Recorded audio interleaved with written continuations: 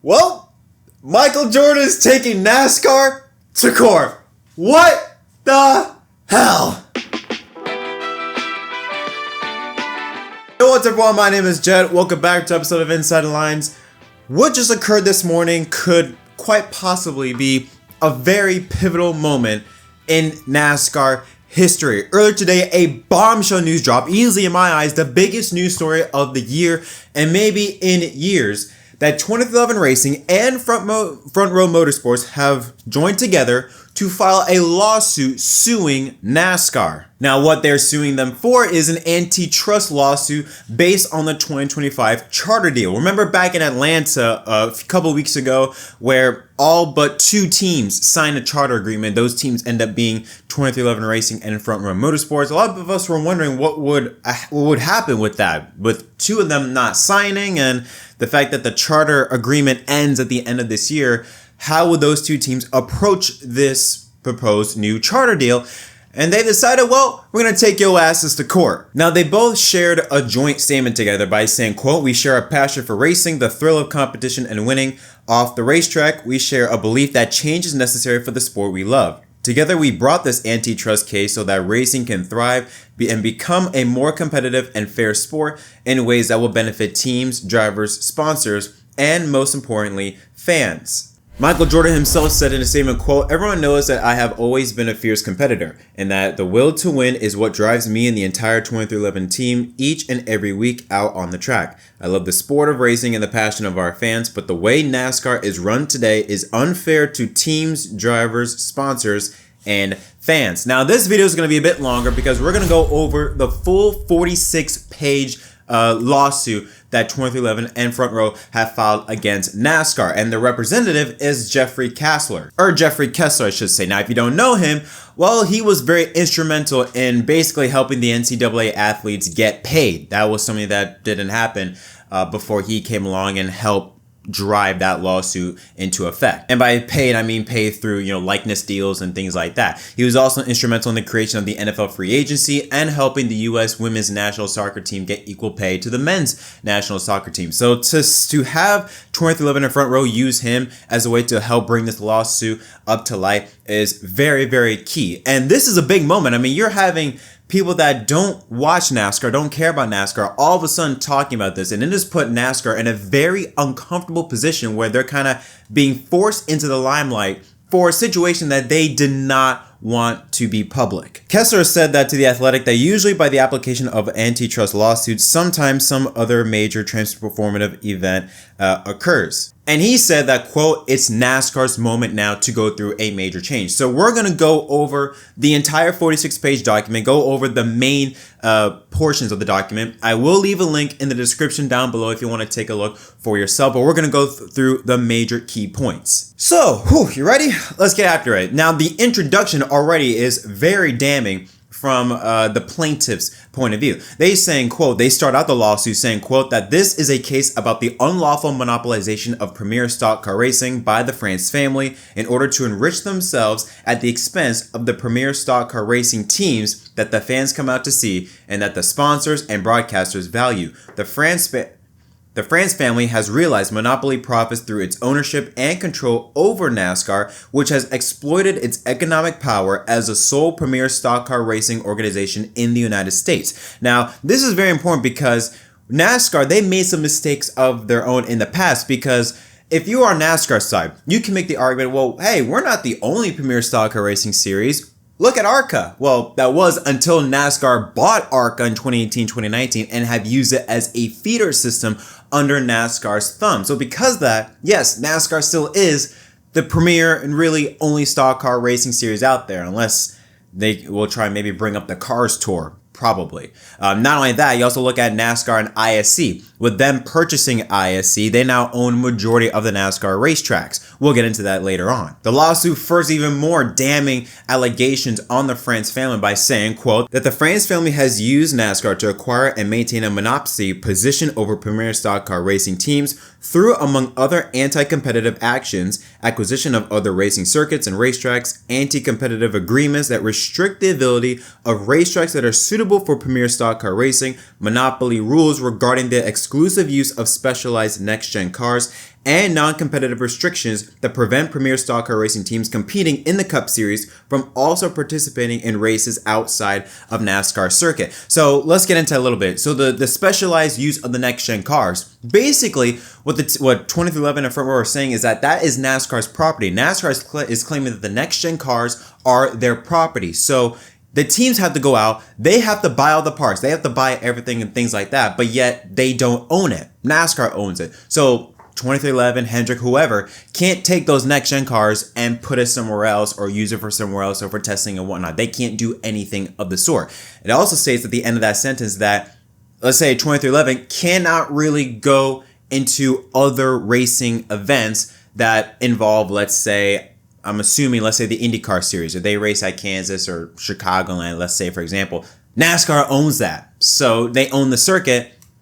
There could be that conflict of interest there that NASCAR will prevent the current Cup teams from participating in any event or any stock car racing style of event. Maybe not IndyCar, but any stock car racing style of event. Now let's get into the next-gen car, because it also reveals some interesting nuggets in this one. It says in the lawsuit, quote, that following the 2018 season, NASCAR developed its next-gen car program to exercise additional control over the teams. NASCAR has unfettered power to require Cup Series teams to race cars that comply with whatever technical regulations and parameters NASCAR sets. This gives NASCAR the unilateral authority to increase teams' costs and to force them to buy from NASCAR's hand-picked single-source suppliers, but with the next-gen car. NASCAR made not only technical changes to the car's parameters, it also changed the rules so that each next-gen car's parts remain the property of NASCAR. And that's something I mentioned earlier on, that the way the teams are laying out, that NASCAR created the next-gen car, what we all assumed was they made it a spec car so as a way to help lower the team's costs. Well, now it looks as if that NASCAR created the next-gen car, at least from 2311 and Front Row's point of view, that they created it to have more more of a control over what the teams can and can do, in the sense that, hey, you really have to go by what we say. We make the rules, we set the prices for anything, and there's nothing y'all can do about it. Remember, this is at a point in time where the teams don't really have a say. And that was one of the things that the teams wanted in the new charter proposal, is to have more of a say when regarding things like aero packages, a new car, new whatever, new additional things that will cost money. The teams wanted to have a say in this, not NASCAR be like, yeah, we decided to do this, we don't care what you think about that. And what the teams are proposing, what they're proposing this lawsuit, is that NASCAR created the next-gen car as a way to further have a stranglehold on what they can and can't do. Not in the sense of cheating, but in the sense of further just filling up their wallets with more cash. That further is evident by NASCAR saying that it is their property, it is their car. Yeah, you have to buy it. You have to buy all the parts from us, but we still own it. It's kind of like saying, okay, you buy the computer parts. Like, let's say you buy the computer parts from HP, but yet that's still HP's property. So you can't sell it or do anything with it, anything like that, because that's still HP's property in a sense like that, even though you bought it. Now, this is more further damage on NASCAR and this is going to be difficult, I think, for NASCAR to explain all this, because in the next page of the lawsuit, another portion of the lawsuit, it says that by continuously employing anti-competitive restrictions on racetrack access, restrictions on teams competing in other events, and other anti-competitive acts, NASCAR has unlawfully maintained its monopoly position for offering a top-tier stock car racing series in the United States in violation of the Sherman Antitrust Act. No stock car racing team can compete at the top tier level in the United States without accepting the anti-competitive terms that NASCAR imposes as a condition for the teams to compete in the input market for racing teams that NASCAR controls.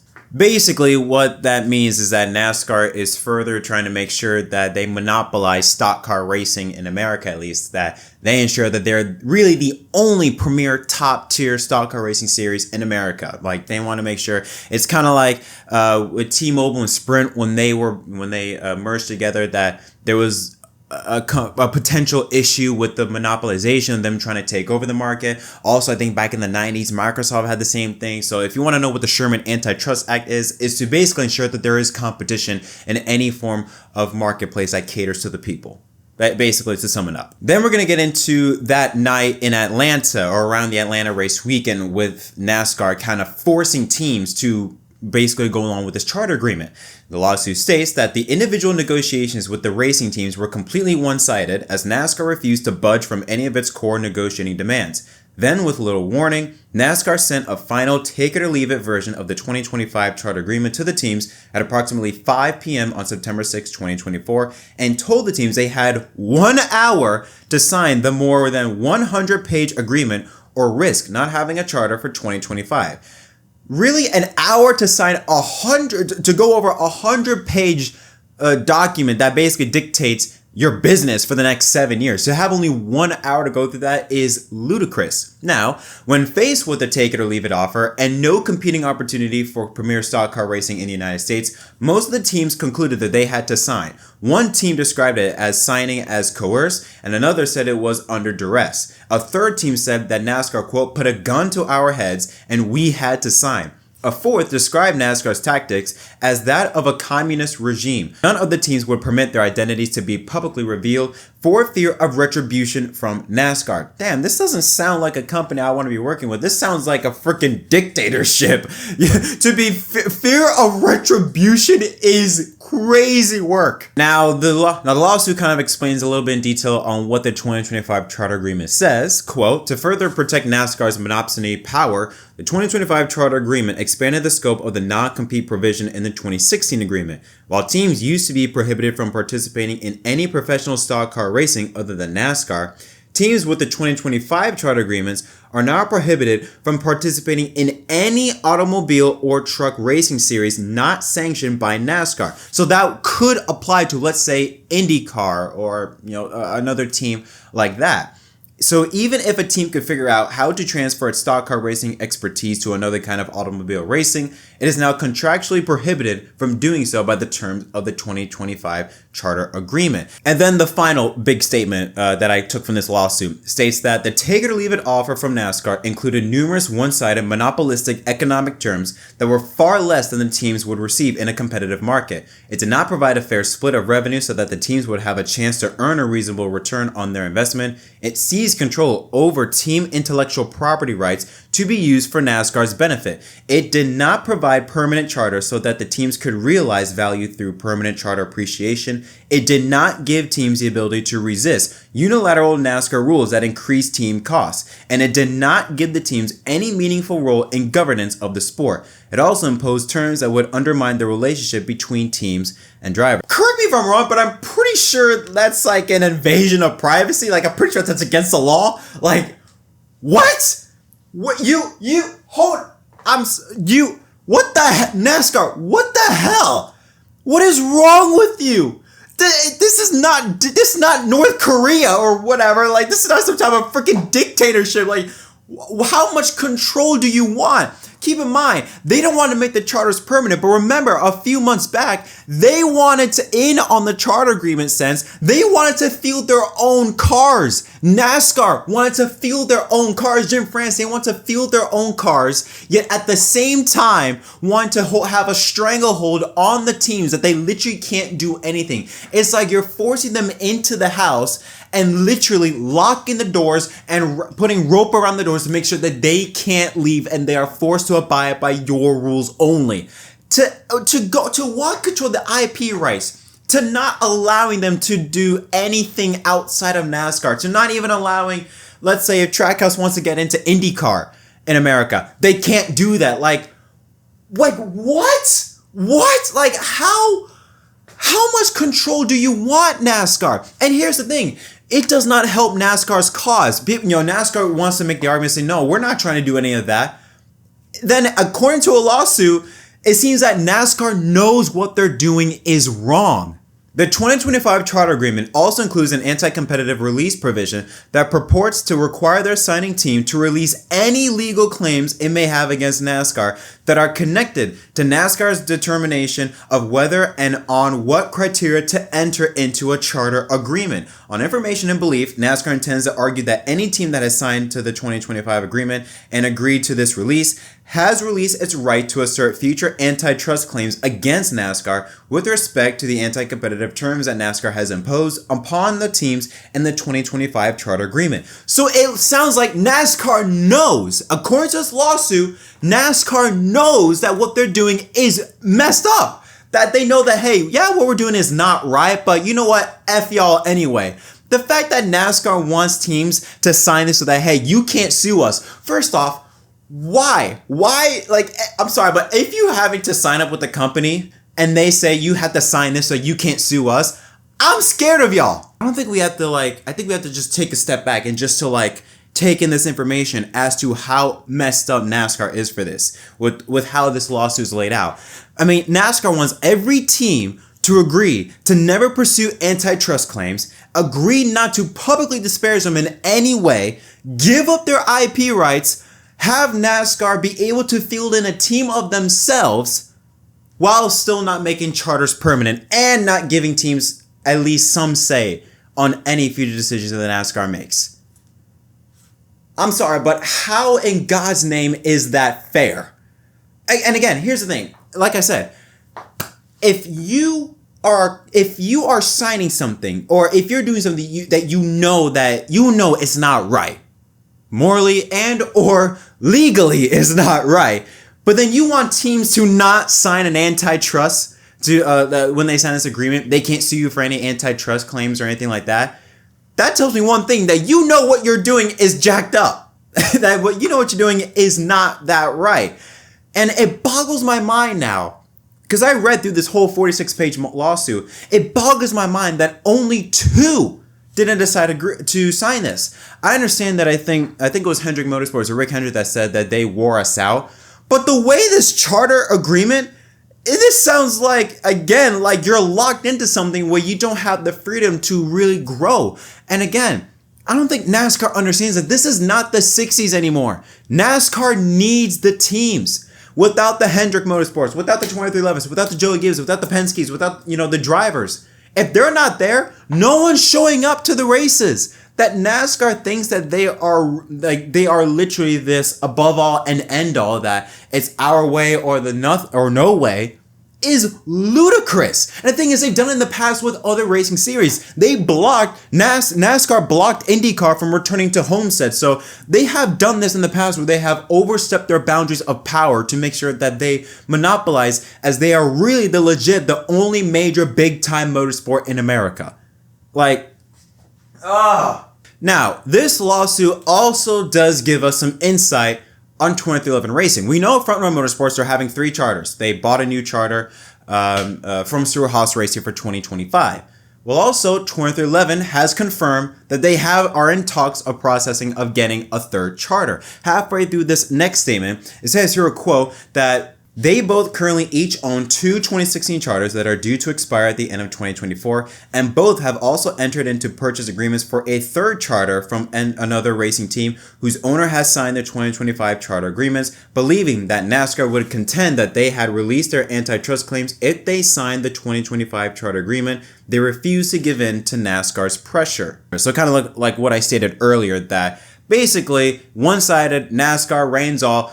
Hell, you give us everything. You don't own the next-gen cars. We own the next-gen cars. You know what? Give us your IP rights as well. You're not allowed to say anything bad about NASCAR. You're not allowed to sue us for anything. And yeah, and we'll give you, but we'll give you a little bump in revenue. It's not going to cover much, but we'll give you a little bump. Wow, that was a lot to handle. Now, Jeffrey Kessler, I have a statement from him about his thoughts on this. We mentioned the other statement that he said to The Athletic earlier on, but he said in another statement, quote, that there is no other major sport where one family has run that sport as its own personal fee stub and piggy bank the way that NASCAR has been run. We will see what impact that has in terms of how they try to defend themselves. We will see what impact that has in terms of whether it's possible to settle this case or whether we have to take it all the way through trial. Either way, we're prepared to do what's necessary to effectuate change.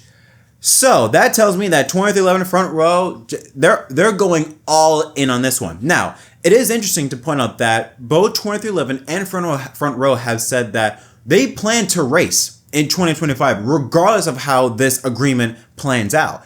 This could mean that they could become an open team. I don't know. It's very interesting that they would say this, that we're still going to run this because, I mean, I don't know. If they haven't signed the 2024 agreement, or the 2025 agreement, I should say, so would that mean they would be an open team? Like, I don't know how this lawsuit goes. I think I did see from a report that this lawsuit also says that they would basically be in the charter agreement, but not officially, like sign the agreement. Like they would be in, but not officially in, if that makes any sense. The only thing that I can say that doesn't help their case is that it's only two.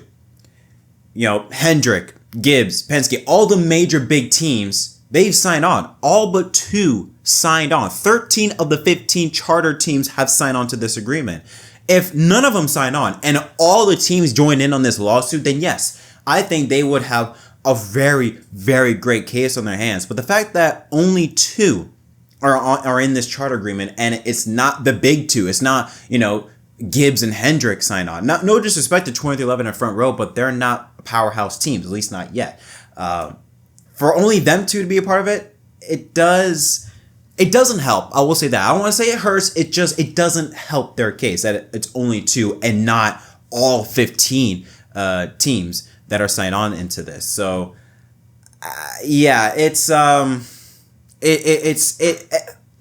good though for NASCAR either way. If I'm NASCAR, I do not want this to continue on any farther. Because again, no matter how you slice it, now you can make the argument that, listen, this is what NASCAR said and y'all still came into the sport. Remember, 2011, they came in 2021, very late into the game. To do that, like to say, hey, you still entered in, that could be NASCAR's argument. But I think from a public's perspective, it doesn't matter how you slice it. NASCAR are the bad guys. They look like, and I'm sorry to say this, they look like complete assholes, like dictatorship, like assholes. That's how they appear, at least in this lawsuit, for what they're imposing and demanding for future agreements. I'm sorry, but I don't know how you could look at this and not be like, well, that's fair. I understand that not wanting permanent charters. I get that, but holy hell, with what this lawsuit states on what the teams are going to go through for the 2025 charter agreement, I would argue that, yeah, charters aren't permanent, which, yeah, that's a win for the fans, but it's like the teams really get nothing. They are literally under NASCAR's control, and it's like the NASCAR has a foot and they're stomping on their throats and they will not let them get up for anything, which, I'm sorry, but that's not how a winning company should be. If the teams are making money, then NASCAR themselves are making money. And that's another thing that Curtis Polk mentioned in this lawsuit, or at least in this report, that when you look at how the revenue is split for the sport, teams, at least according to, I think it's this version's charter agreement, that teams only get about 30% of overall revenue. So that means drivers on average get around $3 million, which estimates about $100 million in total, while NASCAR gets $3 billion in revenue. Now, yes, I understand. NASCAR, they had to deal with setting up the race and all that stuff. I get that. They should get a big split. But for how much the teams are getting compared to how much NASCAR is getting,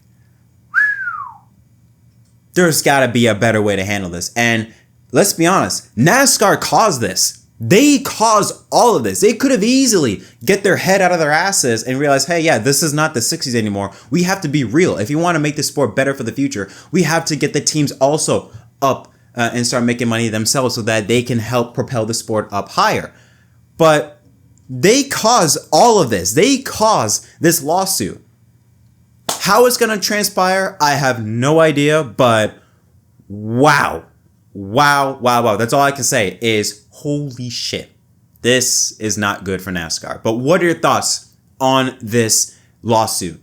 I'm very curious to hear your opinions on that in the comment section down below. Don't forget to leave a like and subscribe for more content. We will be up to the minute on any news and information that comes out about this in the later weeks. I'm sure more will come out, especially at Denny's podcast next week.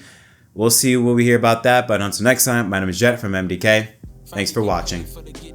You can't tell me now about time. Do you know how many lines I done put down? Vibes I done sent out. But we ain't here to dig. I love the market till they come red carpet and kids. Success still the target. Soon I'll be crossing that bridge. But can't bring everybody with me, family only. I got some people think I owe a favor, barely know me. That's why my focus on the road, it's all I know. I see them sticking close to play the wall.